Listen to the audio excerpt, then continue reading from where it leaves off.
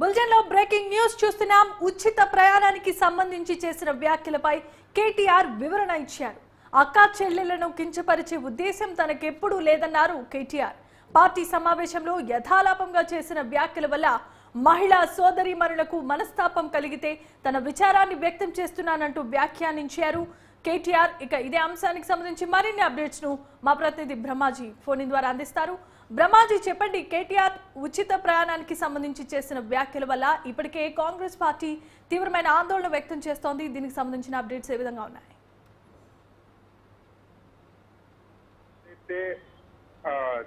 కాంగ్రెస్ ప్రభుత్వం అధికారంలోకి వచ్చిన వెనువెంటనే మొట్టమొదటి రోజే మహిళలకు ఉచిత బస్సు ప్రయాణం సంబంధించి ఏదైతే స్కీమ్ అందుబాటులోకి తీసుకొచ్చిందో ఆ స్కీమ్ వల్ల కొన్ని ఇబ్బందులు కూడా వస్తున్నాయని సోషల్ మీడియాలో బాగా చర్చలు కొట్టినటువంటి పరిస్థితి కనిపిస్తుంది. అయితే ఇటీవల సోషల్ మీడియాలో బస్సులో ప్రయాణం చేస్తూ మహిళలు ఈ ఉల్లి పొట్టు తీసుకుంటూ వెల్లుల్లి పొట్టు తీసుకుంటూ కనిపించడం ఒక వీడియో అనేది బాగా వైరల్ గా మారిన నేపథ్యం, అదేవిధంగా కొన్ని సందర్భాల్లో మహిళల మధ్య గొడవలు కూడా జరుగుతున్న పరిస్థితుల నేపథ్యంలో నిన్న ఏదైతే స్వాతంత్ర దినోత్సవం సందర్భాన్ని పురస్కరించుకుని నిన్న కేటీఆర్ జెండా ఆవిష్కరణ చేశారు తెలంగాణ భవన్లో. తర్వాత జరిగినటువంటి కొన్ని కార్యక్రమాల్లో పాల్గొంటూ ఆయన కొన్ని మాట్లాడుతూ సీతక్కను ఉద్దేశించి కూడా ఆయన మాట్లాడారు. సీతక్క వెల్లుల్లి పొట్టు తీసుకున్నా ఇంకోటి తీసుకున్నా నేను ఏం చేయట్లేదు, అవసరమైతే మహిళలు వాళ్ళు ఎవరైతే డ్యాన్స్ తీసుకోవచ్చు రీల్స్ తీసుకోవచ్చు అని చెప్పి నిన్న కామెంట్ చేశారో అది మాత్రం చాలా వివాదాస్పదంగా మారింది. దీని మీద తెలంగాణ ఉమెన్ కమిషన్ కూడా దీనిపై కేసు బుక్ చేసే పరిస్థితి చాలా వచ్చింది. దీని మీద ఇప్పటికే మహిళా సంఘాలు కాంగ్రెస్ పార్టీ సంబంధించిన మహిళా నేతలతో పాటు మహిళా సంఘాలు కూడా తీవ్రంగా ఆగ్రహం వ్యక్తం చేశాయి.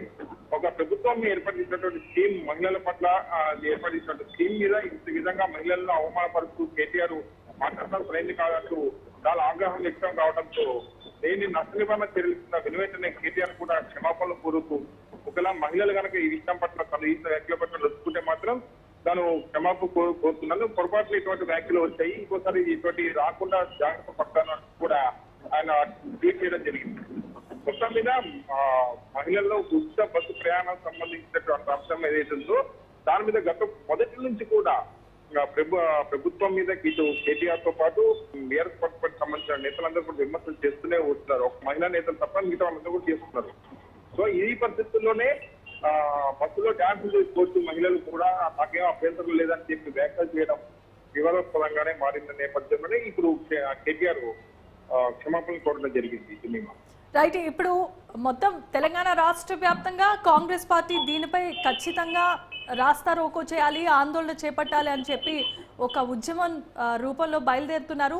కేటీఆర్ ట్వీట్ ద్వారా కాంగ్రెస్ పార్టీ నేతలు ఎవరైనా దీనిపై స్పందించారా బ్రహ్మాజ్?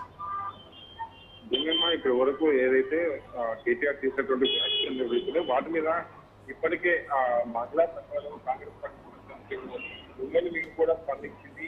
ఎంతమంది చెప్పినట్టుగా ఆగ్రహం వ్యక్తం చేయడంతో పాటు రాష్ట్రంలో చేయాలంటూ ఆందోళన జరగాలంటూ కూడా మహిళా కాంగ్రెస్ నిర్ణయం తీసుకున్న నేపథ్యంలో కేటీఆర్ ఇప్పుడు ఈ వ్యాఖ్యలు చేస్తూ క్షమాపణ కోరడంతో కాంగ్రెస్ పార్టీ ఆ చర్యను మహిళా కాంగ్రెస్ కు ఆ చర్యను విరమించిన అవకాశం ఉంటుంది. ఎందుకంటే వాళ్ళు అదేందుకు కూడా కేటీఆర్ క్షమాపణ చెప్పాలి మహిళలకు అంతా డిమాండ్ చేశారు. సో కేటీఆర్ క్షమాపణ చెప్పారు కాబట్టి ఇక మహిళలు ఏదైతే నిర్ణయం తీసుకున్నారో ఆందోళన చేపట్టాలంటూ ఆ నిర్ణయాన్ని వాపసు తీసుకునే అవకాశం అయితే కనిపిస్తుంది. దీని మీద ఇప్పుడు కాంగ్రెస్ మహిళా